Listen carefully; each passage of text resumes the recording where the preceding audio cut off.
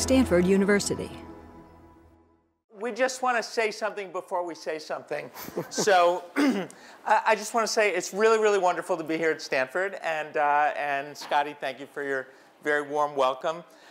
This project, we're excited to share this one because I think for both of us, although we've been blessed to do lots of interesting projects, this has been transformative, mainly because coffee is such an incredibly important part of our lives. I don't know, but how many people here are serious coffee drinkers? Okay, you know, yeah, me too, two hands.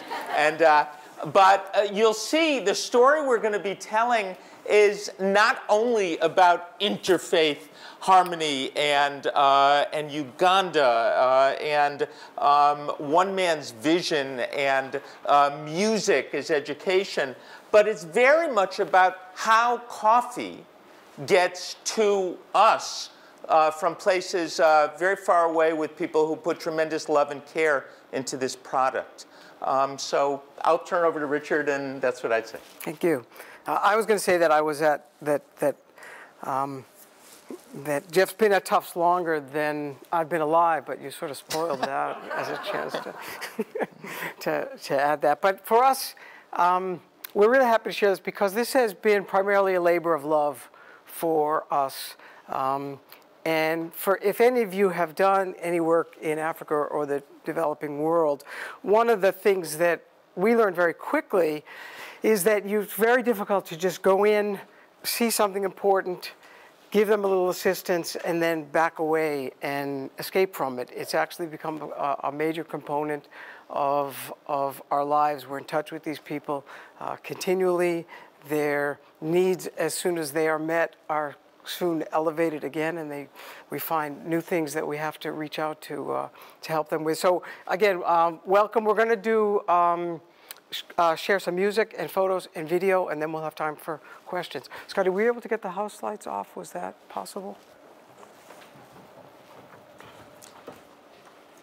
And just also, in case we forget to say it before, we brought some CDs that people could buy if they want them. You could download them from the Smithsonian site, but if you like physical rather than digital things, all the profits from the CDs go back to the community. To start, I want to take you back a little bit to give a genesis of where this started for me and how I came to be part of this. So I'm going to take you back and give you a little history of my work to give you a sense of where this came from. I made my living as a photojournalist, traveling around the world producing news and feature stories for many of the leading magazines of my time. Some of them have already disappeared.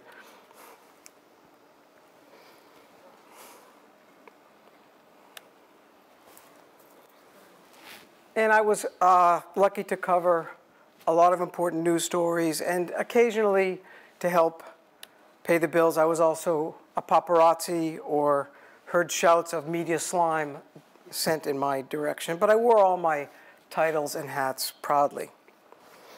So for me, there's always been a struggle between making work that is personally important to my understanding of the world, and at the same time, surviving in a competitive marketplace with the constraints of paying credit card bills, owning a home, and keeping a reliable car on the road.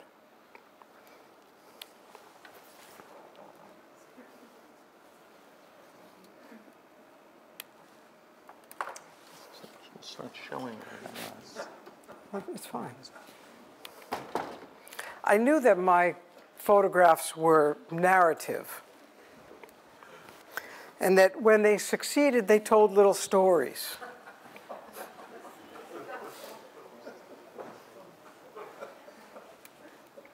And I was searching for a way to tell stories and still make a living with photography. I was interested in social issues and travel and politics and documentary work. So I was pursuing stories that I could offer to news and feature magazines and international syndication agencies. I was very interested in new cultures different from mine and the ironies and theatrics of the American presidential elections. So I started to narrow down the work that I was looking for.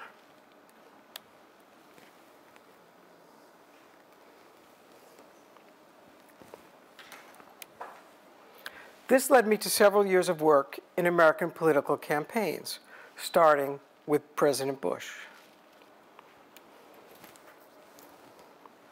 I met a lot of aspiring politicians, some reckless politicians, some struggling politicians, and even a couple of second-rate musicians.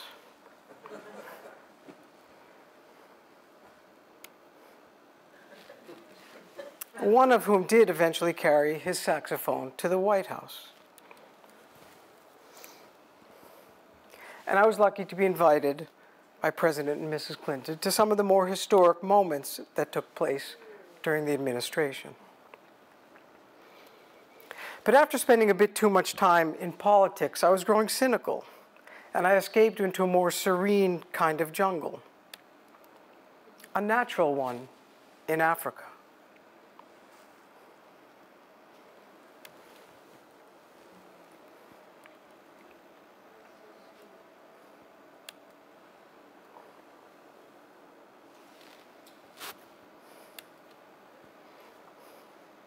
By 2001, I had circled the globe 8 times to photograph wildlife, primarily on assignment for international wildlife conservation groups. I was especially focused on the illegal trade in endangered species.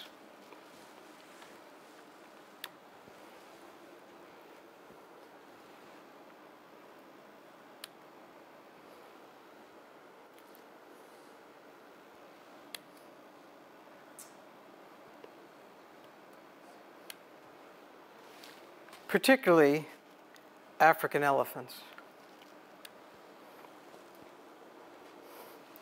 and elephant ivory or other body parts.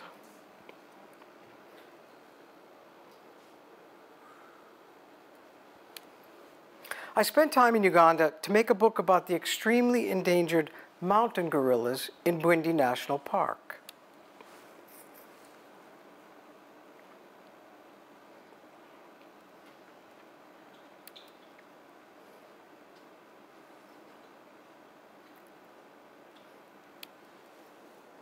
The story for me was not just about the fragile existence of the world's last remaining mountain gorillas, but also about how their lives were linked so closely to the people that lived nearby to them.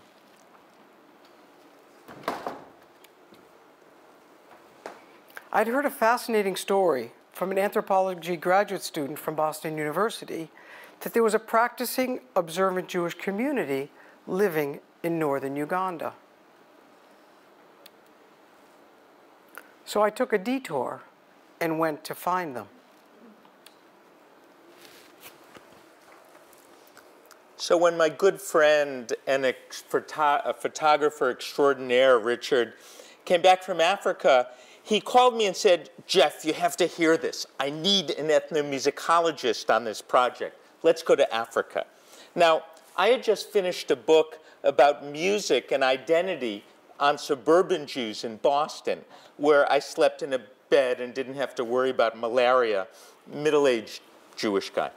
And I said, "You're crazy, no way, I'm not going to Africa." And then Richard pulled out his mini disc. He had made a couple down and dirty recordings, and he said, "Listen to this." And this is my field recording that I did later on when we went back to the community.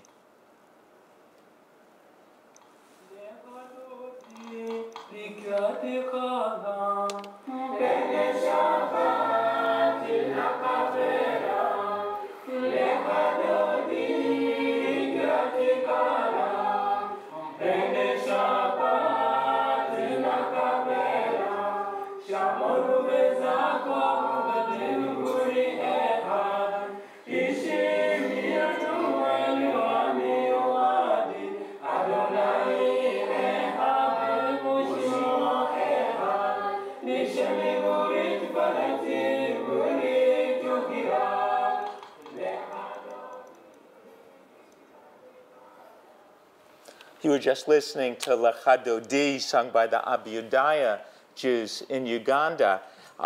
This is Shabbat, a Sabbath hymn that is a really amazing, I think, version of Lecha Dodi. I was blown away, and I said, how soon can we leave? And literally, we were on a plane about 3 months later for what became the first of 7 research trips to Uganda. The 1,000 members of Uganda's Jewish community live in tiny villages surrounded by Muslim and Christian neighbors. That's your typical chicken in the synagogue shot. These African Jews observe the same holidays, follow the same customs and traditions as other observant Jews do around the world. They pray in Hebrew, they keep kosher, they're Shomrei Shabbat, they keep the Sabbath. The Abiudaya created and sustained their religious identity. These are converts to Judaism in the 1920s. And they sustained their identity in virtual isolation. They held steady to their beliefs during Uganda's civil wars and through the brutal rule of the dictator Idi Amin. During that time, synagogues were closed, and what Amin termed small religions, quote, Judaism and Christianity, were outlawed in Uganda. Richard and I visited the Abiudaya 4 times. We shot film, we did photos,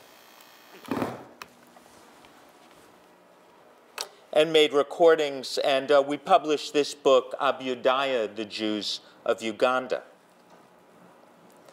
We also produced a music CD with Smithsonian Folkways that, to everyone's surprise and our delight, was nominated for the music industry's highest honor.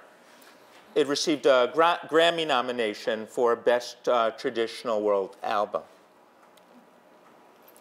These Ugandan Jews were no longer isolated from the world outside Uganda, and with this attention, the world wanted to meet them, especially in North America. There was a demand for people to come and do lectures. 2 of the leaders of the community came to the United States for a visit in 2001. J.J. Keki, a coffee farmer who you heard, he was the lead singer on that Lecha Dodi, spent time with Richard and I in early September with us in Boston. On Monday afternoon, September 10th, we brought him to the train station and so he could travel down to New York. JJ was on tour. He was supposed to tour Lower Manhattan, and on that Tuesday morning, September 11th, he came out of the subway just as the first planes hit the towers. You couldn't make up this story. It was just an incredible story. JJ watched the planes hit the towers, and he called me up from New York, and he said, Jeffrey, look on the news. The black man with the yarmulke running away from the dust, that's me. When he returned to Uganda, JJ was greeted at the airport by a crowd of reporters and television cameras, and he became known as the Ugandan on the scene of the World Trade Center disaster. But he returned to Uganda with a mission.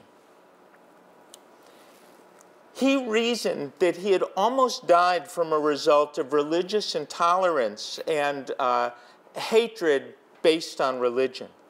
He decided to show that there was a better way for people to live, and JJ went door to door to his Muslim and his Christian neighbors, to their mosques,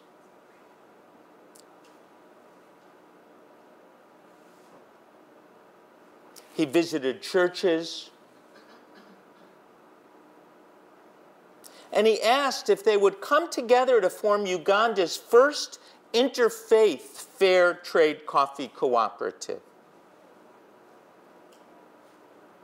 Here was JJ's vision. He said, whatever you have, use it to create peace. If you have a body, use that body to create peace, not to cause chaos. You'll hear this in JJ's words in a minute. If you have music, use your music for peace.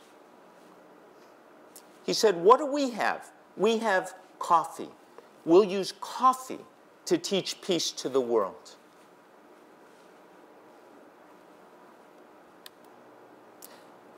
Watch this video that Richard and I made, and you'll see this in JJ's own words. Let's hope the volume is there. We'll know soon enough.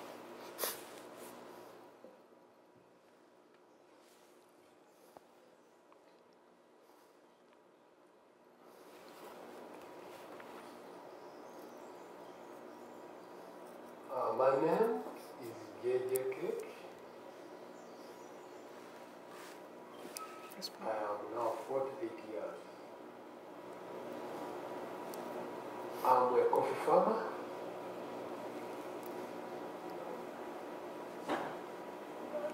As well as a musician. I sing music.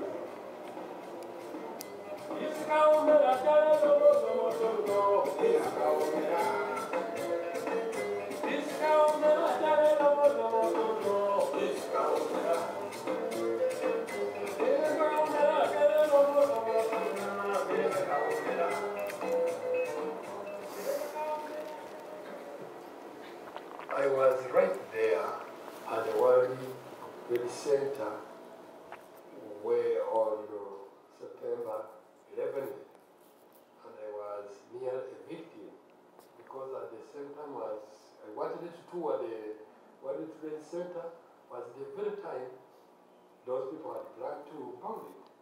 So I was among the people who were running being scared of with the dust.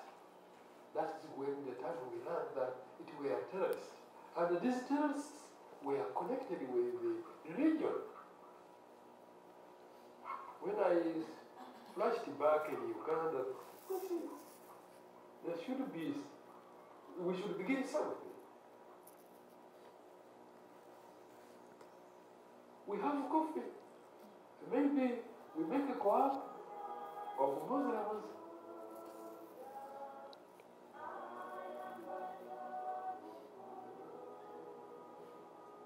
Christians.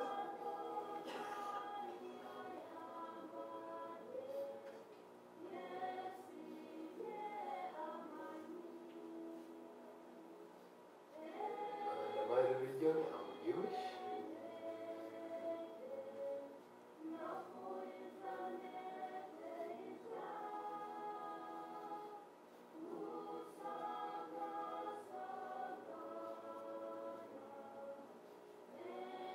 Then, there we can teach the world how to work together.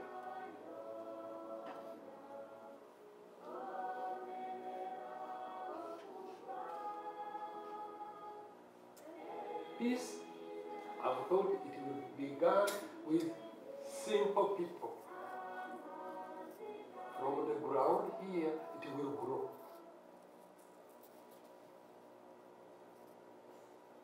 My name's Nina. On the board, I represent Muslim community as well as the youth.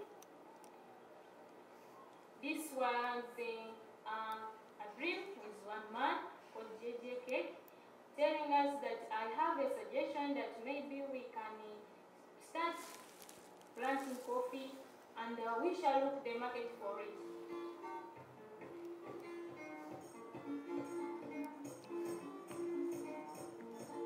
Cooperative, we like singing so much so that we can easily communicate to other people. These songs, they talk about our coffee, we teach how to plant coffee, and as we sing, the way you sing, maybe the dance you bring. Somebody just say, hey, you remember there where they say that when you plant this coffee, you get this money. So someone gets the information easily. We teach our music, whether they are general meetings. We are teaching people to use their own environment. We are using the very music to teach people about our peace programs. When you going to teach you about coffee.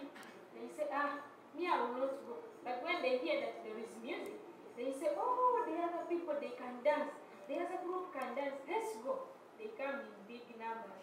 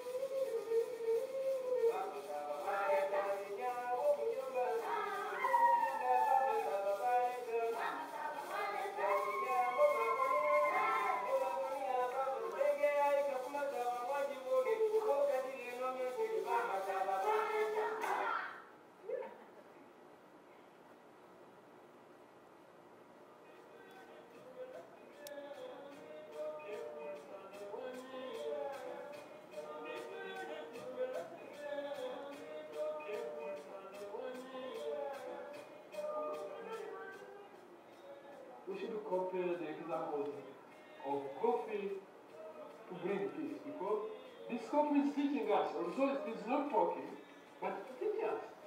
You see this word?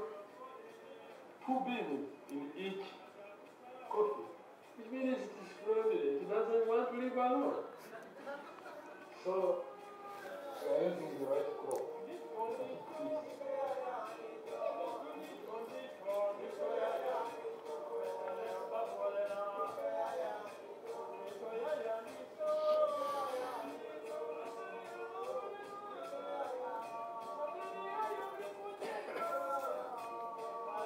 This, I thought it would be done with simple people.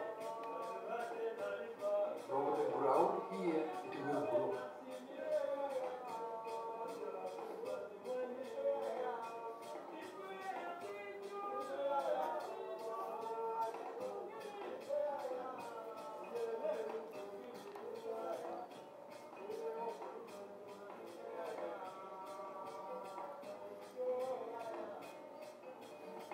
I want to share to the world that we should use whatever we have to create peace. Anything, think of it. If you think you have the body, use the body to bring peace, not to cause chaos. If you have music, use your music.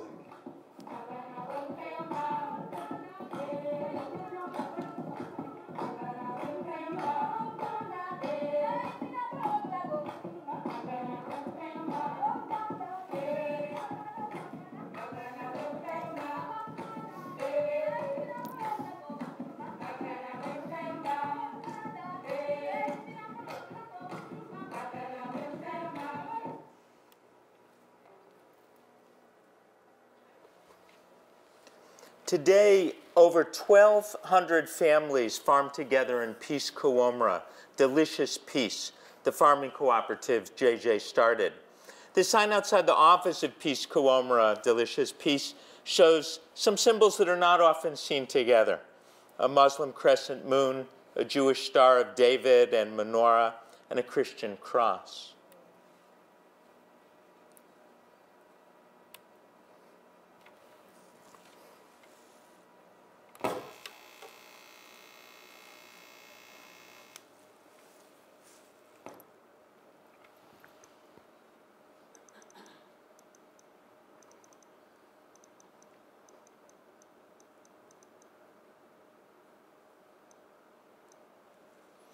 Throughout Africa, music plays a major role in community education. The farmers compose lyrics, often improvising during performance in a variety of local styles. They compose in contemporary rap, Afro-pop, village guitar music, the music of the African Church of Uganda, women's choirs. They'll play xylophone and mbiri, drums, indingidi, tube fiddle, and guitars. The next song I want to play, we want to play the message, and it's JJ singing, is JJ sings an inspirational message. He sings, "What is wrong with you? Wake up, get up, rise up together and chase poverty from the land. Let's farm coffee, this is the time." And you'll hear everybody, the chorus responding, "Nicho, Nicho." And Luganda, Nicho means that's right. You know, we agree with you, JJ.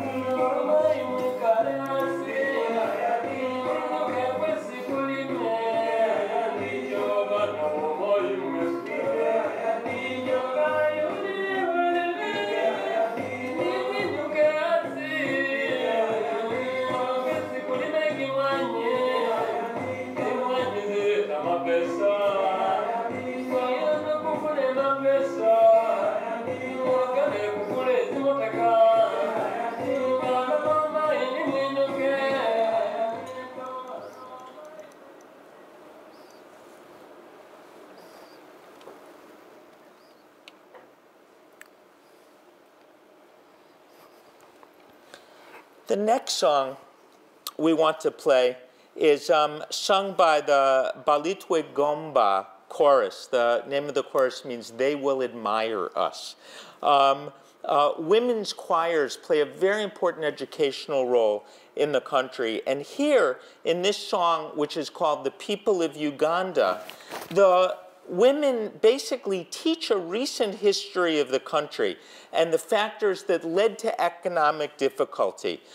They talk about the AIDS crisis and crisis in leadership. And they explain how growing coffee and fair trade prices could specifically bring people out of poverty, give people the money they need for school fees and medication.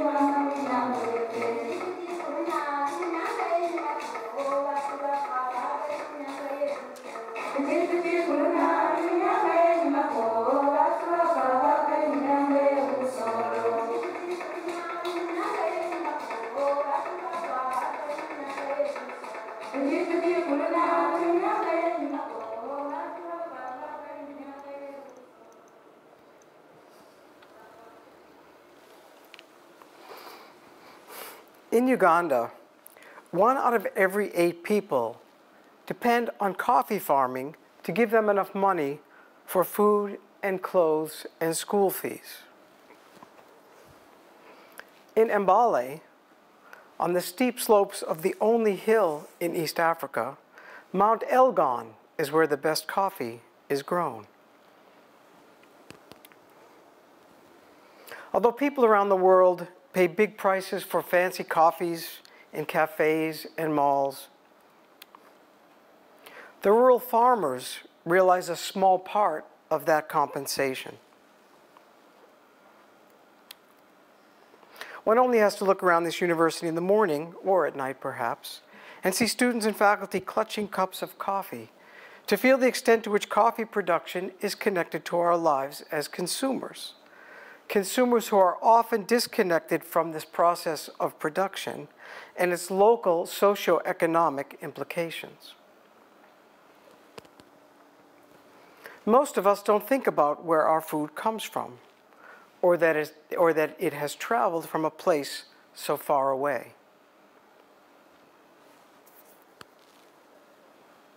As a person who loves coffee, savors coffee, drinks a ridiculous amount of coffee, I had no idea how labor-intensive it is to harvest and process high-quality Arabica coffee until I spent time on these small farms at the beginning of the coffee harvest. There's still no way to mechanize the harvesting of Arabica coffee. Harvesting and processing high-quality coffee today is long, hard work. Coffee cherries have to be picked during a 3 to 4 day period of peak ripeness. But all the cherries on a tree don't ripen at the same time. Farmers and their families must watch the coffee every day during the many weeks of the harvest. One by one, the ripe fruit is tossed into stained baskets woven tightly from local grasses. After picking, the coffee cherries are sorted, washed, and then the exterior fruit has to be stripped off to get to the beans inside.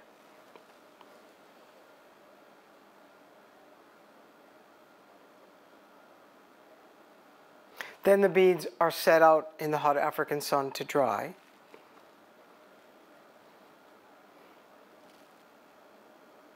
And the 120-pound sacks are hand-carried to a central warehouse.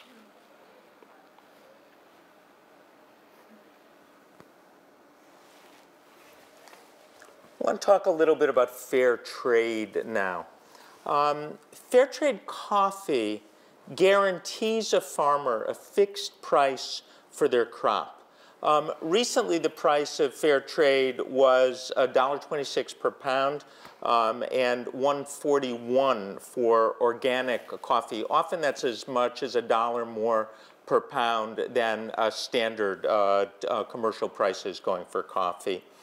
The fair trade price for these farmers is literally the difference between going into debt or being able to afford malaria medication, basic health care, and uniforms for school.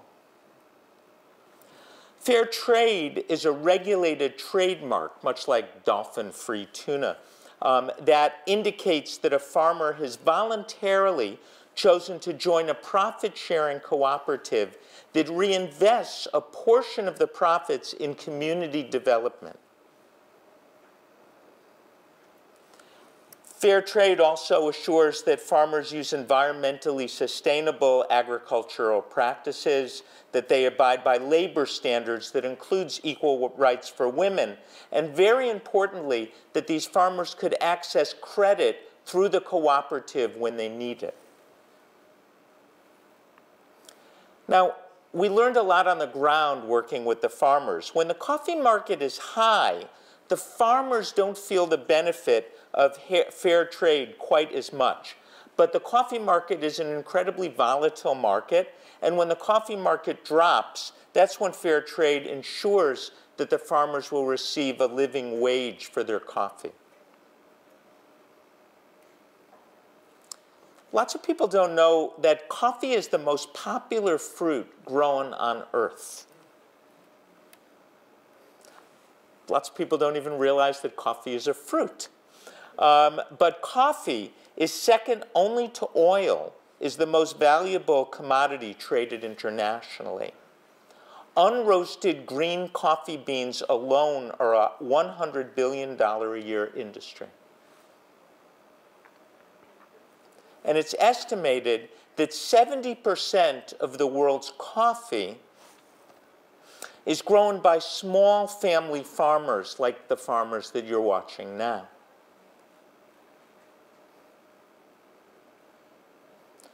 Let's make a transition and talk a bit about the interfaith nature of the cooperative.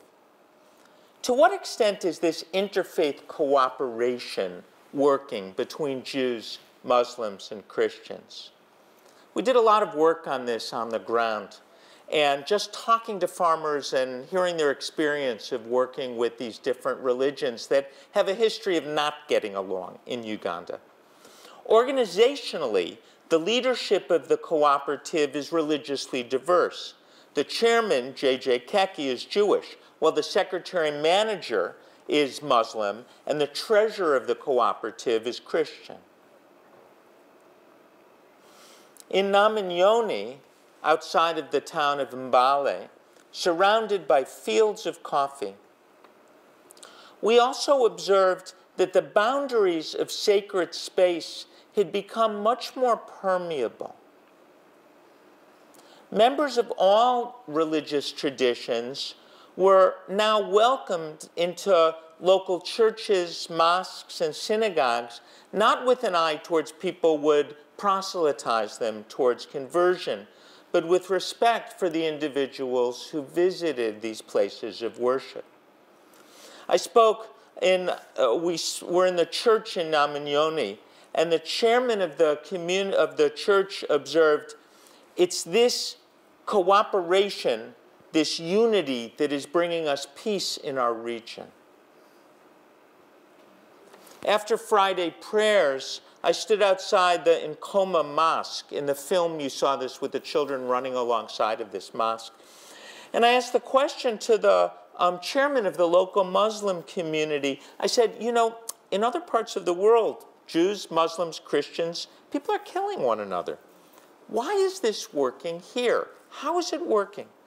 And he put his hand on my shoulder and looked at me and said, we read the papers, we listen to the radio, we know about religious conflict.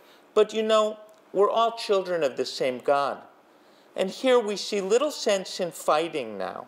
We found that it's much more to our benefit to cooperate together. So we'll close with a couple questions. While we're drawn intellectually to our work and our research, what happens when our research co-joins with the personal, religious, and ethical imperatives in our lives? We became involved, Richard and I, in telling this story of the cooperative because we felt incredibly committed to the mission. We were moved by their story to build bridges among religious and ethnic groups that have been historically in conflict, and a move to promote economic justice through fair trade. But even more, we hope that our work makes each one of us think about how deeply we're connected to people around the world who produce products and goods that we rely on every day. To close this story, just listen to J.J. Keki and the Kawomera Jazz Band sing a song whose words translate to "Arise and chase poverty from this land." And they sing, "My beautiful wife, come back and we'll grow coffee together." As they sing, we want to show the images of these coffee farmers. We're very moved by JJ's words that you heard in the film. He said, I always believed that peace will grow from simple people, from the ground up. It was common to hear these farmers in the cooperative say, we have now become like one person. And in doing so, the farmers are realizing a stronger economic future. On the ground with these farmers, we learned a lot about living together with understanding, mutual respect, and peace.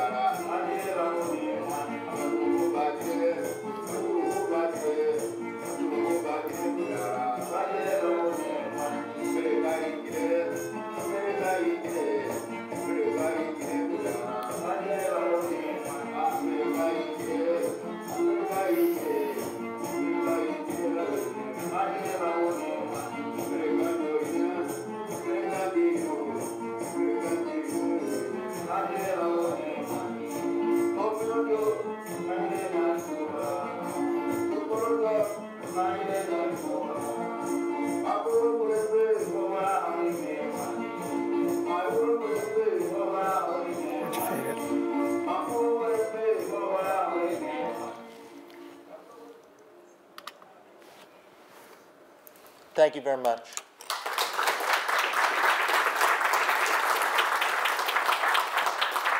We're happy to have discussion, take questions about anything that you want to react to that you might have seen in what we showed. I know that Uganda's got multiple different Christian denominations. Were these mostly Anglican or Catholic? We're going to repeat they asked about the denomination. This is for the taping. We'll repeat your question.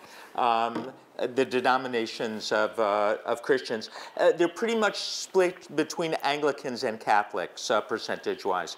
Ugandan is about 75% Christian, and the Anglican Church is the original church. But there's a lot of evangelical churches, a growing evangelical presence that people have been reading about. Yes?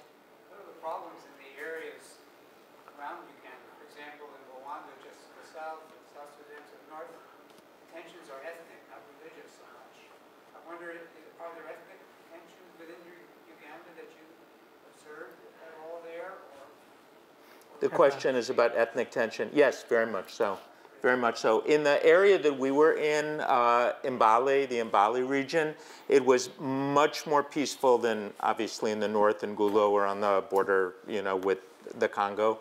But a lot of the governmental issues are connected to ethnic and language groups, and so the opposition to the government plays out along ethnic language group tension, and in some way, the fact that the members of the cooperative were made up of 5 different ethnic language groups, and sometimes they bridge the religious differences, creating connections between people, and sometimes they cause historical conflicts.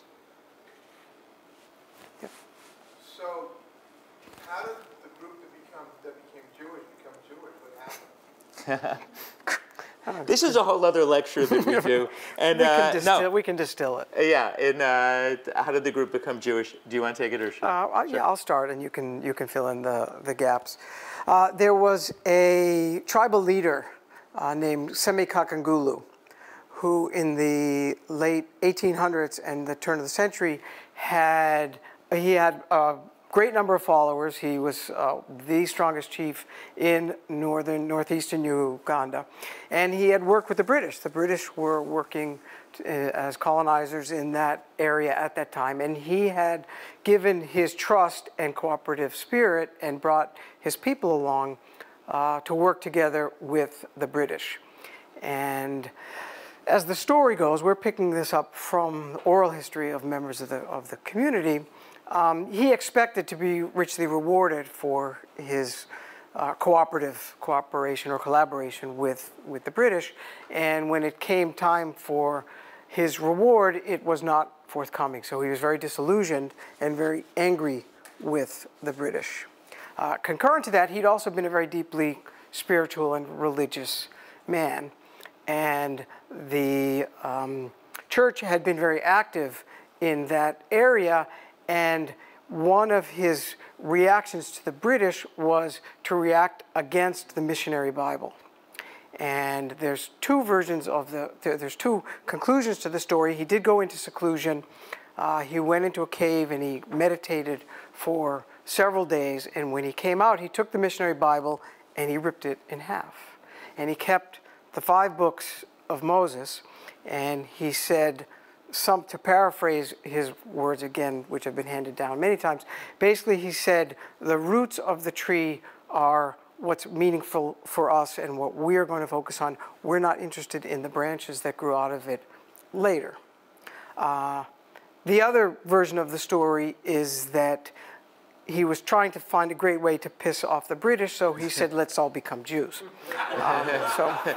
And it worked, Right, so. But the other thing to mention is to Richard's story is when they first converted, Kakunglu converted 3,000 of his followers. He said he was basically putting together his own sort of Semitic practice based on the Torah, and he said, but it says here in the Torah we should circumcise ourselves. This was not a a group that practiced circumcision on the 8th day, and we should be circumcised. And they said, if you do that, you'll be a Jew. He said, okay, from this day on, I am a Jew. And he circumcised himself, following Abraham's example. And soon after, 3,000 of his followers were circumcised, probably in the largest mass conversion to Judaism ever. But here's where the story gets interesting. More interesting. Even oh, it's not interesting up to there. Right. It's shortly after that, he met Jewish merchants in Kampala, and the story goes. And this is all. We did a lot of oral history with the community about 14 years ago when we first started working with the community, and they. When he found out that these merchants were Jewish, he said, "You're Jewish, I'm Jewish. Come back and stay with me in Mbali." And they very quickly went rabbinic in their practice. They went mainstream. These merchants, some versions of the story say they're from Yemen, others say they were from Israel, taught them basic kosher slaughtering, Hebrew literature, basic Hebrew. They gave them their first books in Hebrew, and they very quickly went mainstream in their practice. And if you want a full account, I did another CD called Abhyudaya, Music of the Jewish People of Uganda, also on Smithsonian, and there's a whole booklet in there. Or even better, Richard and I did a book on the whole community with amazing photographs and music in it. Please. So you talk about ethnic conflict. Is there religious conflict in Uganda, and is there anybody who doesn't like what they're doing? Yeah. One of the things when anthropologists and people go in to tell stories of communities, you worry a lot about how much am I going to screw this up and create more problems. Part of the publicity of the cooperative, we were nervous about them getting more exposure. The community was very clear they wanted exposure. We didn't just go in to tell the story. We went in to do research, and we went to the leadership of the cooperative and to the farmers and said, this is amazing. What could we do to be helpful? And they said, we need, for a bunch of reasons, to tell our story. Mostly, we need to sell coffee, because the whole thing about improving our lives is based on selling coffee. If we don't sell coffee. So we want you to tell our story. But then Al Jazeera came to them and wanted to do a story on them, and it was very positive, and it was received very well. And so the fear, in Uganda, they have not gotten a lot of problems. In Uganda, the main ethnic conflict is often between Christians and Muslims. The Jewish community is so small that people don't like Jews, but they don't know Jews, for the most part. And so, welcome to the world. And but they're known now. The cooperative is known, and they haven't gotten a lot of negative. There's concern because there were terrorism in Kenya, and there was concern about might it spill over. Thank God, so far not. I just read about a disease that's affecting coffee, particularly Arabica coffee, and it's expected to reduce the yield, which would raise the price, and you would get less crop. Has that happened there? As far as I know, no. I've read recently some of the same reports. I know that it's in Central America is where I've read the reports from, so I don't know. We haven't heard anything about their particular blight, whether that's hit them or not. One of the things that is part of accepting fair trade or inviting fair trade is that it comes with an awful lot of expertise that is part of the process. The farmers have to come to field seminars. There's a lot of agricultural training. There's a lot of lectures on fertilization and examples on fertilization. There's a resident agronomist who goes from farm to farm to make sure they're doing the right thing and then educating them if they're not doing the right thing. So they would be aware of how that's going to impact them if it does move to Africa.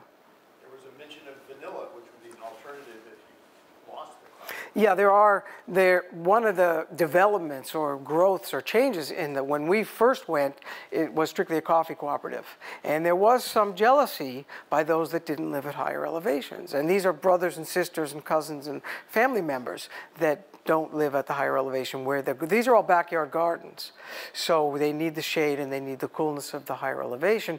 And they want it to be more inclusive, so they've worked to bring in vanilla farming to the cooperative as a way to expand their power and maybe to offset a blight that could hit one crop, but also to be political and not alienate some of their friends and neighbors.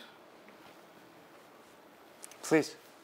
So we've heard a lot about the excellent results at the end of the process. Could you talk a bit about, you've been with this community for 14 years, the struggles getting to that point where they're all cohesive? We haven't heard a lot about that. Go ahead. Hi. Well, one major struggle with communities is just dealing and managing money when money comes into the community. And there's been quite a bit of struggle to make sure that funding USAID put money into the community, and there were issues and struggles about how it would be sent, how it would be spent, and what would be built, and the kind of processing plant that would be built. And you're dealing with farmers who are all of a sudden dealing with more money than it's like if somebody had dropped $5 million in your bank account, you know, if they get $100,000, you know. And so the struggle of managing it well and successfully has been an issue that they've been dealing with. Thanksgiving Coffee Company in Fort Bragg, California, buys their full crop, and they've been very helpful and engaged with them. Also, there's an NGO called Kulanu, a Jewish NGO that works with far-flung Jewish communities, and they were very, very helpful and continue to be in helping develop the business practices connected to this. This is not unique to this community. When people put together new cooperatives, they have to struggle with effective management of the cooperative and managing the finances. I could talk more about this, but let's, you know, yeah, please. So you mentioned school. I know that in Uganda you have to pay school fees and school uniforms, so it's a bit of an economic. Have they managed to build new schools? Are they getting the majority of the children, or all the children being educated now? Yes, then when I alluded at the beginning of the talk to sort of starting a project innocently and naively, and then realizing there's virtually no escape from it. The answer is yes. Virtually all their children now go to school. Some in mixed schools and some in their own community religious school. And one of the interesting things that we've seen happen is that there was within the Jewish community there, one of the first schools built was a primary school, and it was open to everybody. There was a course on Hebrew or Jewish holidays, but that was optional for those that didn't want to take it. It was open to it. And then they started this high school. Another patron came in and said, let's build a high school. And then the high school was quite successful, and then there was a need to pay for college tuitions.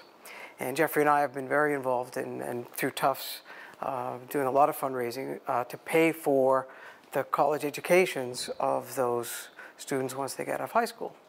Then we had our first medical graduate who wanted to come back and build a clinic. And the next project became raising money for the clinic. So it's never ending in terms of that support that's needed to continue those projects. And there's also an expectation, because we dedicated all the profits of the Abudaya, the Jewish album, to education, as Richard said. And that's, you know, I've done lots of academic projects. The only one that really made serious money is that Grammy-nominated CD that sold a ton and made a lot of money. And it all went to the community. And we have 20 students in school right now. We're raising money for this all the time if people want to be engaged. But when we negotiate, so we had a reputation, our street cred was good when we went to the coffee cooperative and said, we wanted to do a project, and we signed, the profits will all go back to you, but this is a brand new project, and the CD is selling, and it's, you know, it's selling well, and it actually just got nominated by the Indie Music Award for Best Traditional Album, which is cool, but it's not the Grammys. And the question, and so, of course, JJ called us up and said, oh, great, we have people in school, where's the money?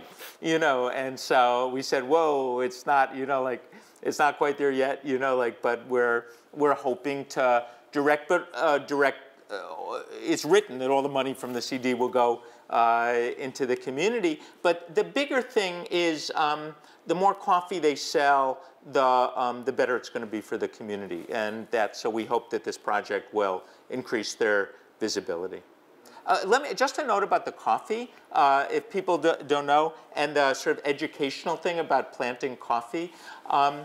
We asked the people from Thanksgiving Coffee Company before now it's like our coffee of choice. We drink it all the time, you know, in our homes, you know. But we said, is the coffee good?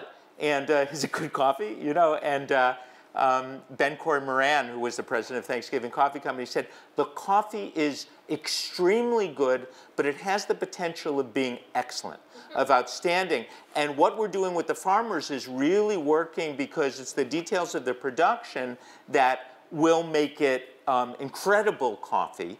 And the farmers sing about, this is how you produce the coffee. Make sure don't pick the unripe cherry. Make sure to dry it on raised stands so the goats won't piss on it. And that's what they sing because it's an educational thing about how to produce really good quality coffee. Let me just add that one thing that Uganda did not reject from the British was tea. And yes, it's really a tea drinking culture. And they don't drink their coffee, and they don't know how to prepare their coffee. So when they've tried to show off their coffee to us, and they start with green beans, put it in an iron skillet over a fire, roast it beyond recognition, then take a mortar and pestle and hand grind it, and then boil it on the same fire, and then serve it to us. It's virtually undrinkable. And yet we have to be good guests and say, this is the best coffee we've ever had. So that's... But so we bring our own Melior presses, and we make sure to buy the coffee for export that they're, you know, selling. And they say, oh, we'll make you coffee. They say, no, it's okay, we'll make our coffee. You know. But it's interesting because many, George Howell, who founded the Coffee Connection in Boston, is one of the real proponents of changing cultures who are tea drinkers, people who are coffee farmers, teaching them to be coffee drinkers so they understand the difference in the quality of the product when they're using it. It's very hard to produce a product when you don't appreciate and use the product itself. And all of the roasting is done by, none of it is done in Uganda. It's all done in California. You almost ship raw beans. Almost all coffee that we drink or that we see in our coffee shops is shipped green, and it's locally roasted. Little change of subject. Yeah. But I was wondering about the CD and if any of the kind of work, how the cooperative spirit of the coffee collective kind of made its way into the CD. Were there different kind of musical traditions of people of these different religious communities, and did they teach music to one another for the purposes of CD? Oh, sure. Do you have about an hour I could talk to you on this? In Africa in general, but in East Africa, where I have done my work, music is an incredibly important tool in all community projects. So if you have something you want to teach to the community, from using ecological wood-burning stoves to hygiene to wearing a condom to prevent AIDS, people write songs and sing about this. It's a very effective way of community education. A colleague of mine, Greg Bars, did a great book called Singing for Life about the role of music and theater in Uganda to prevent HIV/AIDS. this music falls in that same category. And so it's very common for people, when they have a moral to teach, they write it into a song and then sing it after church or in community gatherings or at festivals or at wedding receptions, even if it's members of the coffee cooperative. And so there's a whole range of musical styles that they write in. And this CD, and if you want, you could, if you go on the Smithsonian Folkways website, you'll find it, or if you just search Delicious Piece Music, there's a long liner, free liner notes that you could, that tell the whole story of it with the lyrics and all the lyrics in the local languages translated. But the styles are great, and it's, you know, from xylophone to tube fiddle to rap music to a lot of women's choir music is very, very popular. Guitar music you heard. So the spirit of the cooperative very much comes out in the music, and it's improvised music. So there were places that Richard and I were written into the songs, because if you're there with them, they have to sing, you know, it's sort of good manners to include you in the song. So I would say, don't sing about us, just, you know. And we didn't engineer out the goats or cows in the background either, so it's all there. No, or the motorbikes, or. Right. Yes? Are Muslim also singing, and also another question, Muslim women also working in the farm? Yes, very much so. And the Jews and Muslims and Christians don't live in separate areas. They live sort of house by house in these different villages. And the organization of women's cooperatives are done by locale. And so if there's a women's cooperative in a village of 30 women, it's very common for it to be mixed Muslim, Christian, Jewish.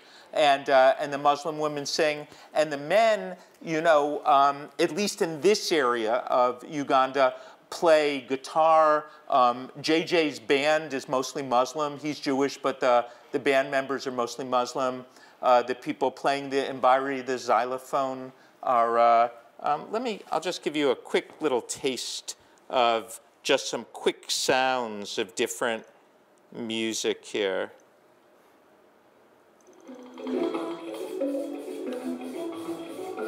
This is a Congo, a Mbera, a thumb piano. Imwane is music. It's coffee. Imwane is coffee.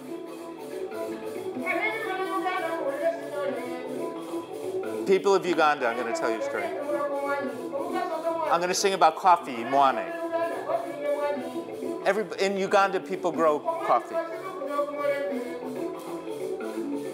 Marembe's piece.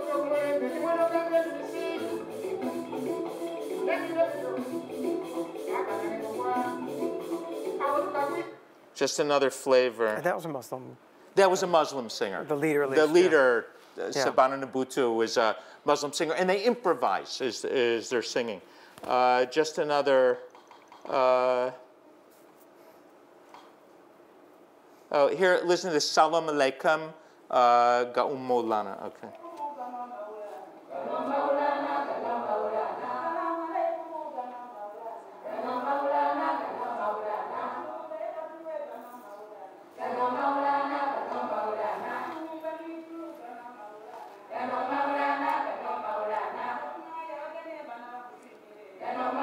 Salam alaikum, Gaumbalana. Peace be with you. This is a wonderful thing.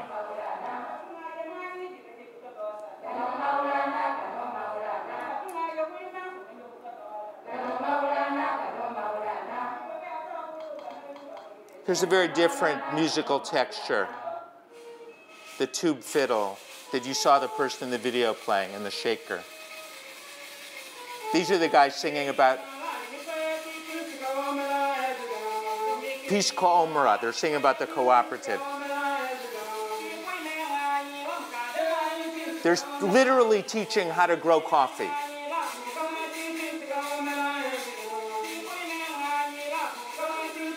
Wash your coffee, dry your coffee well. Don't pick the overripe beans. Peace Kawomera, the cooperative, wants this. There's 16 songs. I recorded more than 400 songs, you know, and it was fun to narrow them down. Language? What languages are they speaking? The languages are in 5 different dialects. Well, one in Luganda, the national language, but also Lugisu, Lugweri, Lunyoli, Lusoga, all language groups, and also Hebrew, English, and Swahili, and Arabic. I saw some kids are working at the farm, but you said that they go to the school too. How does it work? The process of harvesting would generally happen in late afternoon. And that's a time when the family would be out there as needed. And it may be, these are small family gardens. They're 1 acre, 2 acre. If somebody had 4 acres, they would be among the wealthiest of the farmers.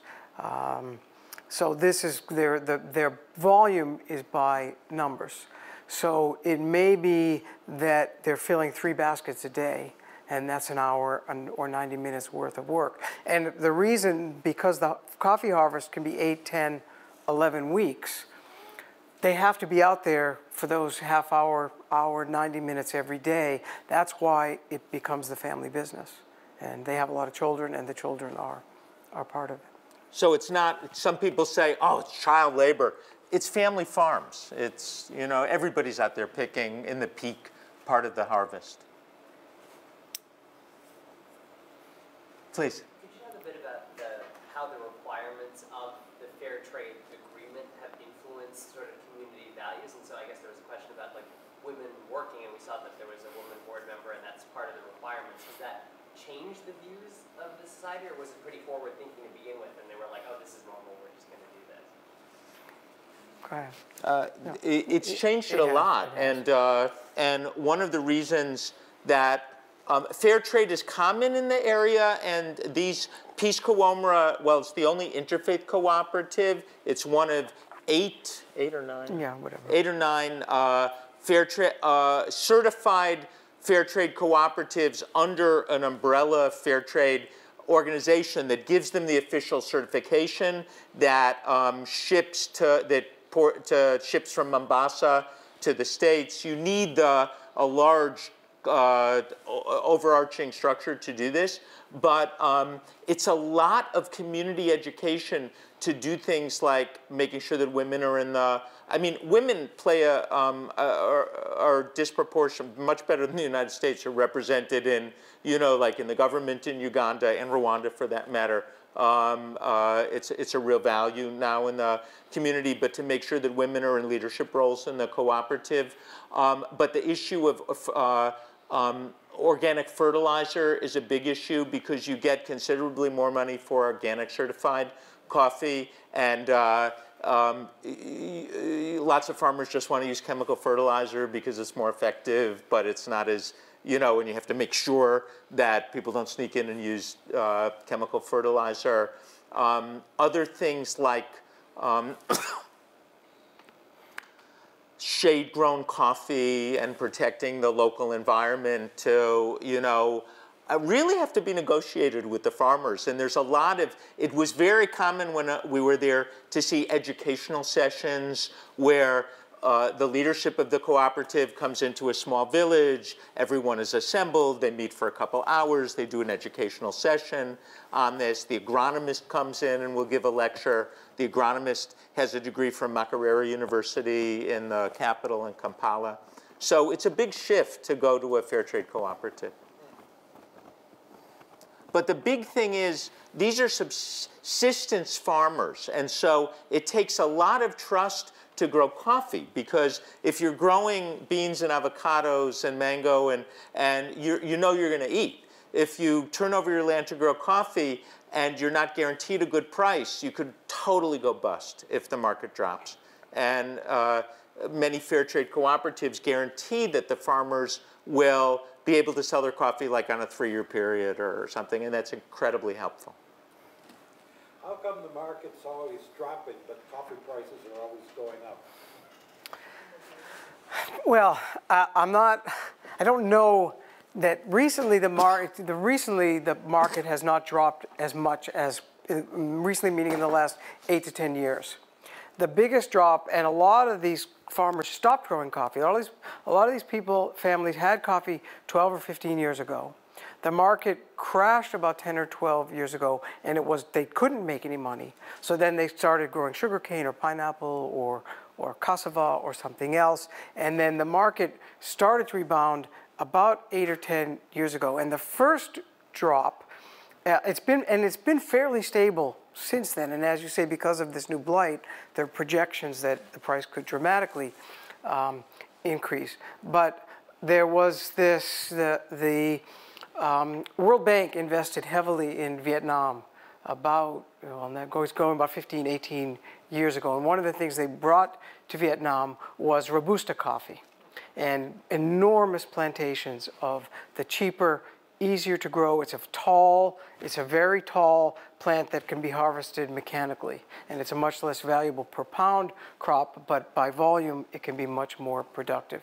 And the World Bank brought their resources to Vietnam, and the Vietnam produced tons and tons of Robusta coffee, and there was a worldwide crash that affected Africa, it affected Brazil, it affected Colombia, and all these single growing family Arabica farms, they were kind of wiped out for that period. And in Uganda, they stopped growing.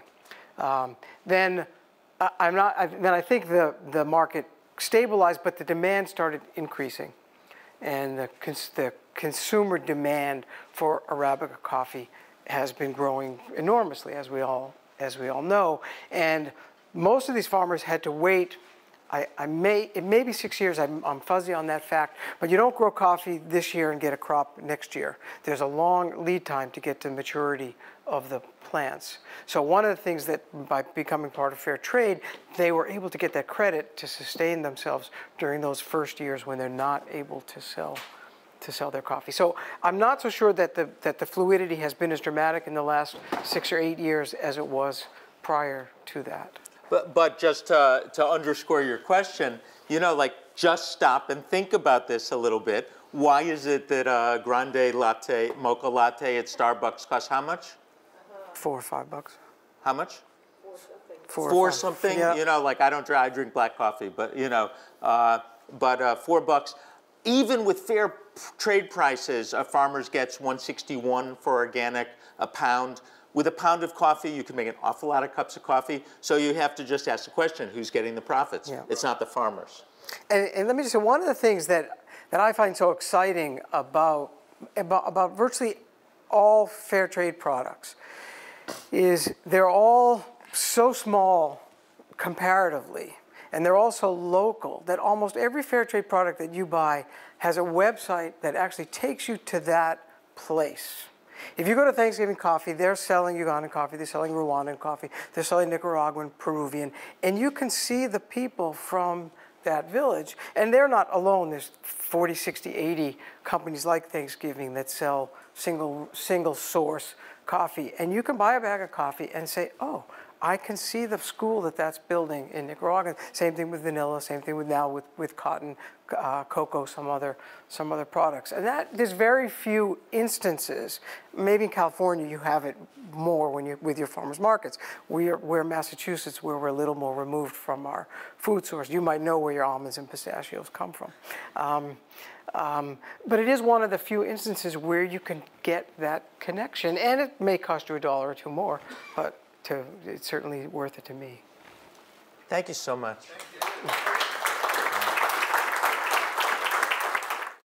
For more, please visit us at stanford.edu.